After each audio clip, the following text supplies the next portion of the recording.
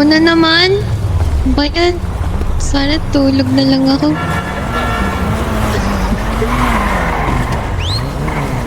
Ano mo?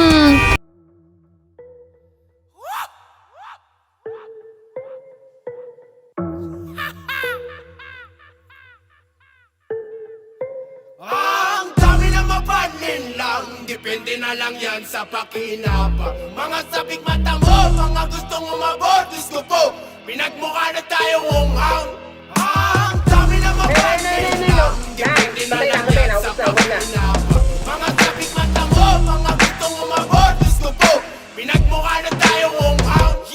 Isang pangangamusta sa mga anak na di malaman ang hulma ng kanilang hinaharap. Lakas pumorma, animoy nakakaakit na talulot sa sitwasyon nilang daig pabahay ng bubuyog. Kabataang di tumana sa kalsada magtinda, lakas loob na manira ng hanap buhay ng iba. Sa'yo ako nakaharap, huwag kang umastang bingi. Perang gamit pang bisyo, sa nanay pa hinihingi. Pinag-aral na magulang, panggugulang ang inaral. Maaliwalas na pagbumukas, kwating ang asal. Edukadong naturingan, may maayos na balabal. Pag-asa ng bayan ng pangunahin sa sagabal. Misyon mo mag-alakon, sibat naging konsimisyon. Sa pag-usad ng bansang may mataas na ambisyon. Palagay ko nga, totoo lahat ng binibiro. Kaya bayan iwan kasi tamad ang Pilipino.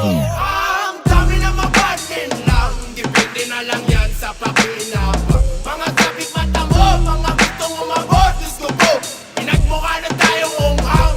Ang dami na mapanin lang, depende na lang yan sa pakinabang. Mga sabik mata mo, mga gustong umabot, gusto po, pinagmukha na tayong unghang.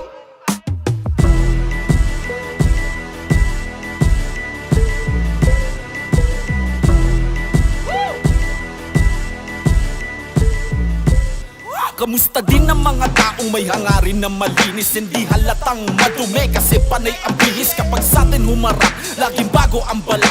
Tinatago ang burdang sa atin ay nakangarap.